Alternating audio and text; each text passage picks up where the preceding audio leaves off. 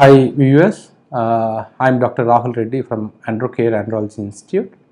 I am a microsurgical andrologist. Today I am going to discuss about male infertility problems. Why a male patient with low sperm count has to go for ICSI procedure or IUI procedure.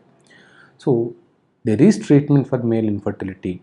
At least 40% of these patients without any major treatment they can improve, and another 30% of patients with minimal procedures they can come back to normalcy.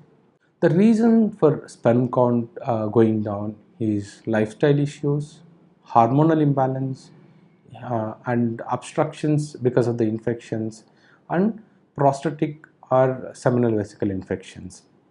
See, what happens in lifestyle? We don't sleep properly, we don't do workouts, the testosterone will go down.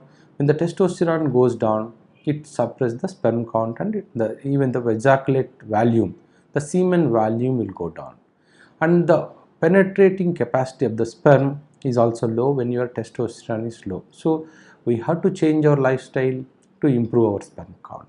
Second common cause for low sperm count is infections. In male genital tract, if you understand that there is a testis and there is a sperm tube, and from the sperm tube there is a small semen reservoir which is called seminal vesicle, and from there whenever a male ejaculates, the semen comes out into the urine passage, then it comes out.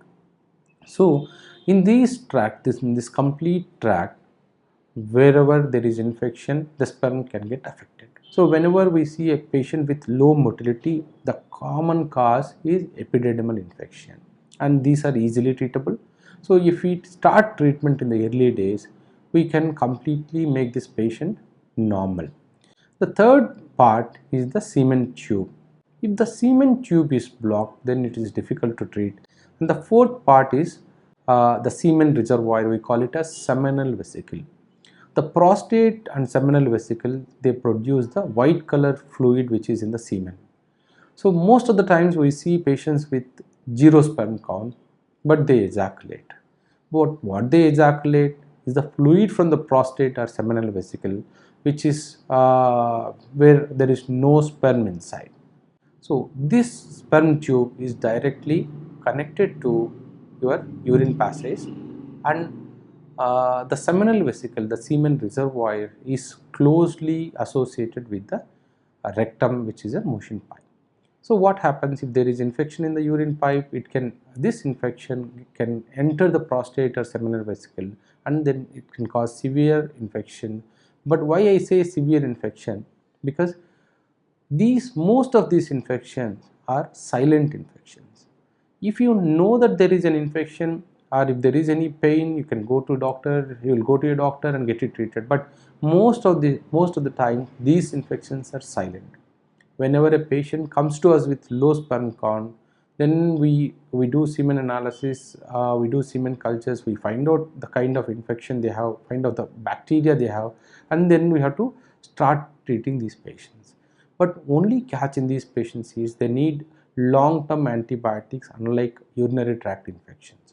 So generally in urinary tract we give antibiotics for 4-5 days, but in semen infections you need antibiotics for 15 to 20 days. So don't get worried about male infertility. Nowadays 80% up to 80% of patients with male infertility, they can have normal count, normal improvement. So if you have low sperm count, go and see your local urologist. He will help you in these matters. If it is not getting resolved, you can reach me on Librate.